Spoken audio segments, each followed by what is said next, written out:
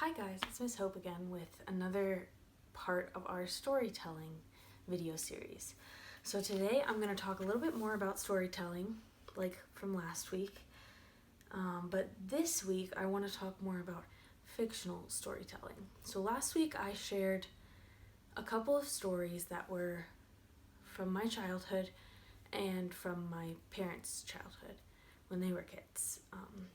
And I shared these stories like I would tell them to a niece or a nephew or a friend or a family member.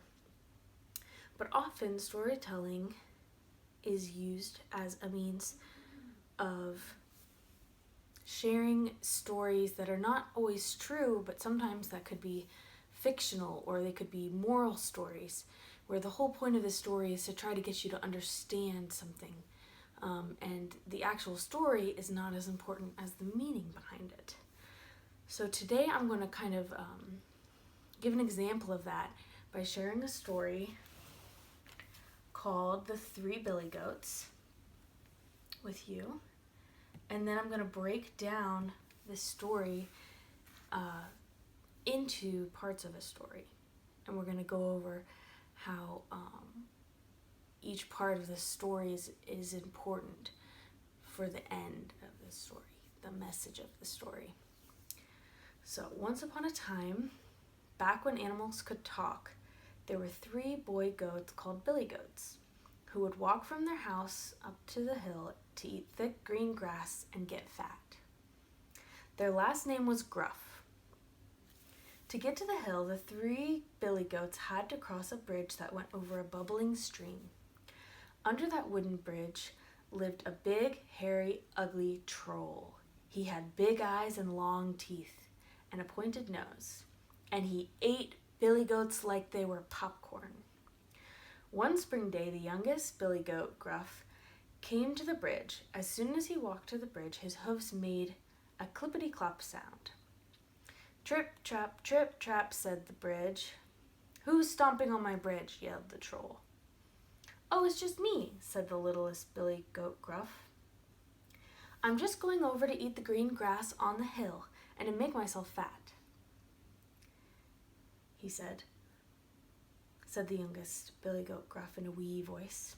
I'm going to gobble you up, said the troll. Oh no, please don't eat me. I'm so little. I'm just a snack, said the Billy Goat. Wait a bit until the biggest Billy Goat comes along. He's much bigger than I am. Well, okay, keep going, said the troll. A little while later, the second Billy Goat, Gruff, came across the bridge. Trip, trap, went across the bridge. Who's that trapping on my bridge? Roared the troll. Oh, it's just me, the second Billy Goat, Gruff. I am just going to go over to eat the green grass on the hill to make myself fat, said the second goat. I'm going to eat you up, said the troll. Oh no, don't eat me. Wait until the big Billy Goat, Gruff, comes. He's a lot bigger meal than me. Well, okay, but hurry off my bridge, said the troll. Just then, here comes the big Billy Goat, Gruff. Trip, trap, went the bridge, because the third Billy Goat was so heavy that the bridge groaned under him. Who's that tramping over my bridge? Roared the troll. It is the big Billy Goat, Gruff, said the Billy Goat, whose voice was even louder and meaner than the troll's voice. I'm coming to eat you up, yelled the troll. You just try it, said the big Goat, Gruff. I'll poke your eyeballs and I'll crush you to bits like smushed up cereal. That's what he said. The troll decided maybe it was okay if the Billy Goat ate the grass on the hill after all. And so the Billy Goats, Gruff, came every day to eat the grass on the hill, and they got so fat that they could hardly walk across the bridge. And if you go to the hillside, you will see them there, fat and happy. And if you look closely, you might see the troll under the bridge. But don't worry, he won't bother you. So that story is a medium length story that a lot of times people will tell, like the Three Little Pigs story or Cinderella story. But I think and an important thing to note is that this story could be told a lot shorter. This story is longer than it would have to be. You could tell the story a lot quicker if you just said 3 goats, trying to get across a bridge. The first one came, and the troll tried to stop him, but he made an excuse and went on. And the second one came, and the same thing happened. And the third one came, and the troll was scared of him. And so from then on, the goats could happily go back and forth across the bridge, and the troll would leave them be. And you can tell the same story that I just told in a matter of seconds instead of the minutes that it took me to read that.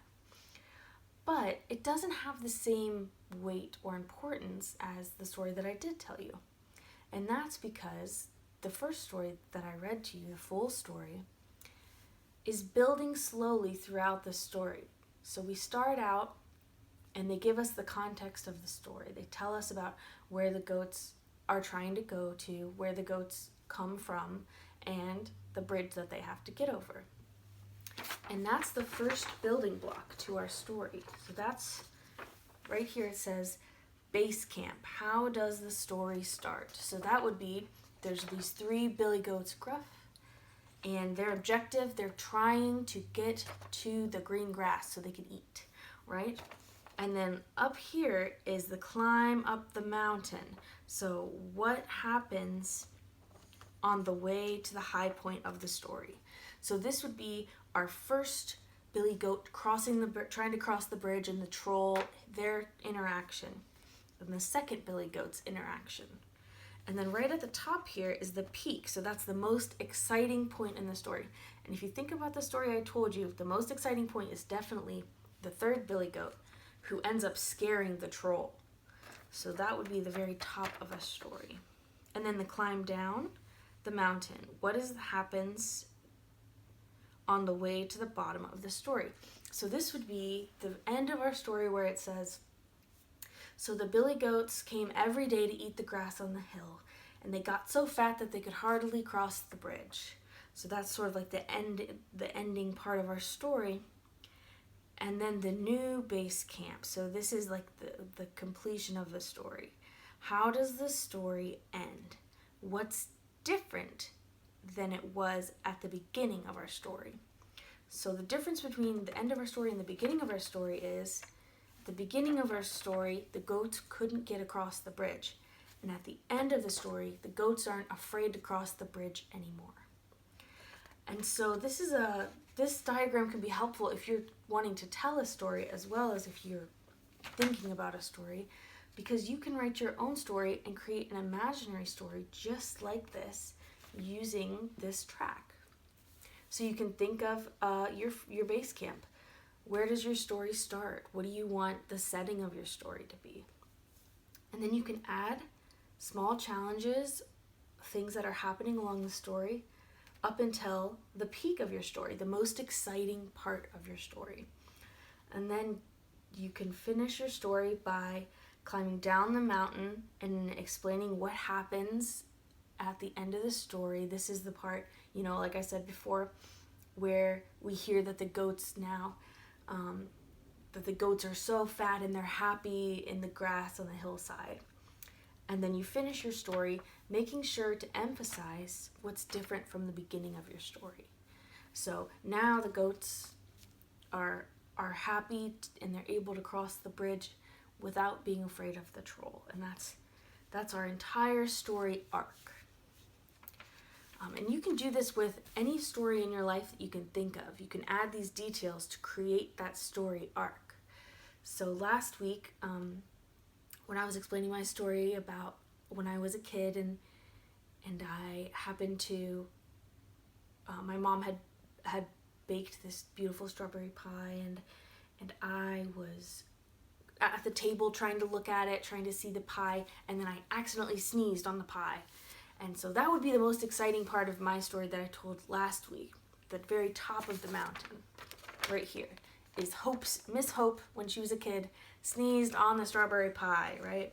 And then this part would be, my mom is standing there in shock, and her sister, my aunts, are trying to decide what are they going to do now.